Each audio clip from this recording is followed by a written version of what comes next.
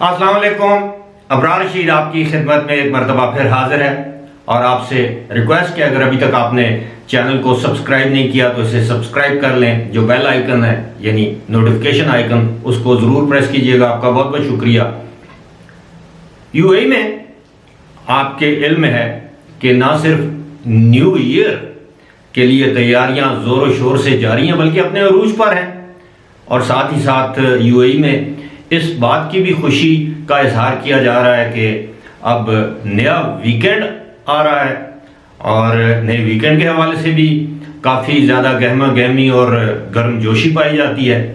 لیکن اس کے ساتھ ساتھ جو پریشان کن خبریں ہیں یا خبر ہے وہ یہ ہے کہ وہاں پر دن بدن کرونا وائرس کے کیسز کی تعداد میں اضافہ ہو رہا ہے. آپ میرے پیچھے اسکرین پر دیکھ رہے ہیں. اب یہ تعداد میں آپ کو کیا بتاؤں، آپ کے سامنے ہے. یعنی 2366 کیسز جو ہیں وہ رپورٹ ہوئے ہیں. تعداد تو آپ کو نظر آ رہی ہے. 2 اموات ہوئی ہیں، 840 ریکوریز ہیں. لیکن اس میں خاص بات یہ ہے کہ 9 مارچ کے بعد یعنی تقریباً 9 مہینے کے بعد پہلی مرتبہ اتنے زیادہ کیسز یو اے میں رپورٹ ہوئے ہیں. اب آپ اندازہ کیجئے، اب وہ لوگ جن کو مجھ سے یہ شکایت رہتی ہے کہ میں ہمیشہ نیگیٹو خبر جو ہے وہ شیئر کرتا ہوں، تو ان دوستوں سے، بلکہ میں کہوں گا کہ ایسے نادان دوستوں سے میری ہمیشہ سے ایک ہی ریکویسٹ ہوتی ہے کہ دیکھیں، خبر نیگیٹو یا پازیٹیو نہیں ہوتی، اس کو رپورٹ کرنا پڑتا ہے. اب کبوتر کی طرح آنکھ تو کوئی نہیں بند کر سکتا. اب جیسے دیکھیں پاکستان میں جو کیسز رپورٹ ہوئے ہیں اب ان کی تعداد ہو گئی ہے 482 اور 3 اموات ہوئی ہیں. یعنی پاکستان میں بھی کیسز کی تعداد میں اضافہ ہو رہا ہے. اب کل تک جو پازیٹیوٹی ریٹ تھا پاکستان میں وہ کافی کم تھا، اب آج جو ہے وہ تقریباً 1% کے قریب پہنچ گیا ہے. تو یہ بہت ہی سنگین صورتحال ہو رہی ہے. اور میں آپ کو یہ بھی بتا دوں کہ ساتھ ہی ساتھ جو دبئی کی جو ایئر لائن ہے ایمریٹس نے بھی اب مختلف ڈیسٹینیشنز سے پروازیں جو ہیں وہ آنا جانا ان کو بند کر دیا ہے، ٹریولرز پر پابندی لگا دی ہے. اور آج مزید 10 ڈیسٹینیشنز، میں 10 ملکوں کی بات نہیں کر رہا، مختلف ملک کم ہیں لیکن ان کے جو شہر ہیں ان میں اضافہ کر دیا گیا ہے کہ ان شہروں سے لوگ وہاں پر نہیں آ سکتے. 2-3 ملکوں میں بھی اضافہ کیا گیا ہے. زیادہ تر افریقن ملک ہیں، ان کا ہمارے ساتھ کوئی تعلق نہیں ہے، اس لیے اس ڈیٹیل میں نہیں جاتا. لیکن جو میرے لیے تشویشناک بات ہے اور میرا خیال ہے وہ آپ کے لیے بھی تشویشناک ہونی چاہیے، وہ یہ ہے کہ عالمی ادارہ صحت نے کہا ہے کہ ڈیلٹا ویریئنٹ اور اومیکرون نامی ویریئنٹ یہ دونوں مل کے انہوں نے سونامی برپا کر دیا ہے. جی ہاں، اور یہ کہا ہے کہ گزشتہ 7 دنوں کے اندر 7 دنوں میں 65,50,000 کیسز رپورٹ ہوئے ہیں پوری دنیا میں، جو کہ اب تک ایک ریکارڈ ہے. اور جو ہونے والی اموات ہیں وہ تقریباً 7,000 کے قریب ہیں، وہ بھی ایک ریکارڈ ہے.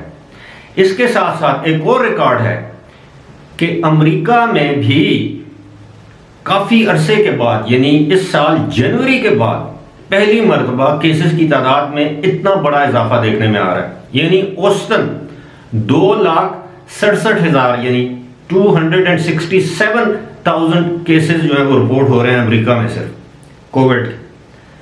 اب کہا یہ جا رہا ہے کہ جی یہ اتنا خطرناک نہیں ہے، یعنی جان لیوا نہیں ہے، لیکن بہت جلدی سے پھیل رہا ہے. اب ایسی صورتحال میں جس طرح پہلی ویڈیو اگر آپ نے دیکھی ہے اس میں نے عرض کیا تھا کہ آہستہ آہستہ یو اے ای والے ایسے اقدامات اٹھا رہے ہیں جو کہ 1 جنوری کے بعد آپ دیکھیے گا یا 5 جنوری کے بعد آپ دیکھیے گا ان اقدامات کی شدت میں اضافہ ہوتا جائے گا. ان کا ایک مخصوص پیٹرن ہے، یعنی یو اے ای کے حکمران یا یو اے ای کی حکومت کا ایک پیٹرن ہے. یہ ایک دم سے یعنی خوف زدہ ہو کر گھبراہٹ کے عالم میں کوئی فیصلہ نہیں کرتے. یہ آہستہ آہستہ آہستہ آہستہ پابندیاں لگائیں گے. اللہ کرے نہ لگائیں، لیکن ہم نے اس سال کے آغاز میں دیکھا، گزشتہ سال کے آغاز میں دیکھا کہ جوں ہی یہ لہر اوپر جاتی ہے ان کی پابندیوں میں اضافہ ہونا شروع ہو جاتا ہے. ابوظہبی کی مثال آپ کے سامنے ہے. ابوظہبی نے کس طرح ایسا ایسا ہی صحیح، لیکن پابندیاں لگا دی ہیں۔ اب پابندی اسی کو کہتے ہیں نا کہ اب ابوظہبی کے جو اسکول کے بچے ہیں وہ 2 ہفتے تک اسکول نہیں جائیں گے، گھروں میں بیٹھ کر تعلیم حاصل کریں گے جب 3 جنوری کو اسکول کھلیں گے۔ اسی طرح جو انٹری پر جو رول ہے، اب EDE اسکین کیا جائے گا، اس کے بعد وہ آپ یعنی اگر ایک شخص دبئی سے ابوظہبی جاتا ہے تو وہ PCR ٹیسٹ کروائے گا تو جائے گا، اسی کو پابندی کہتے ہیں۔ اسی طرح انہوں نے اب نیو ایئر کی تقریبات منانے کی اجازت بھی دے رکھی ہے اور ساتھ ساتھ پابندیاں بھی ہیں، اور ان پابندیوں کی خلاف ورزی پر 3000 فی کس 3000 درہم جرمانہ بھی کیا جائے گا۔ اب یہ ساری صورتحال کیا ظاہر کرتی ہے؟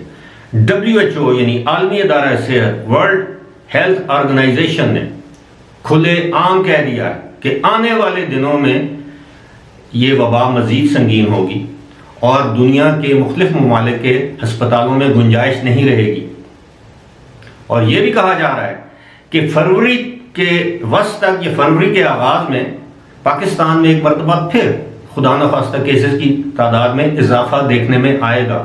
یہی صورتحال بھارت کی ہوگی۔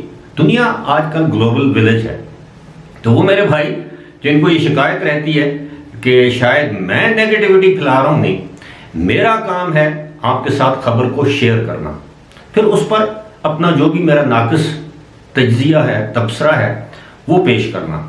میرا کام ہرگز یہ نہیں ہے کہ میں سنی سنائی بات آپ تک پہنچاؤں۔ میں الحمدللہ میں اور میری ٹیم کے ارکان باقاعدہ تحقیق کرتے ہیں، اور یہی وجہ ہے کہ 98% 97% میری ویڈیوز پر لائکس ہیں، 98% لوگ اس پر پازیٹیو رد عمل کا کامنٹس کا اظہار کرتے ہیں۔ کوئی 1-2 اشخاص ایسے ہوتے ہیں، وہ ہر جگہ ہوتے ہیں۔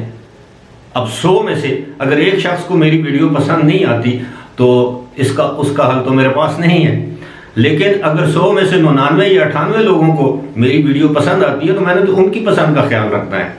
بات اس کے ساتھ ساتھ اب کل والی جو ویڈیو ہوگی اس میں ذکر کروں گا کہ پاکستان انڈیا کے حوالے سے کیا سوچا جا رہا ہے۔ UAE میں عمان کی صورتحال آپ کے سامنے ہے، کویت کی صورتحال آپ کے سامنے ہے، سعودی عرب کی صورتحال آپ کے سامنے ہے، دیگر ممالک کی صورتحال آپ کے سامنے ہے، اور میں آپ کو قبل از وقت خبردار کر رہا ہوں کہ ایک مرتبہ پھر ہمیں ویزوں پر پابندی کا سامنا کرنا پڑ سکتا ہے۔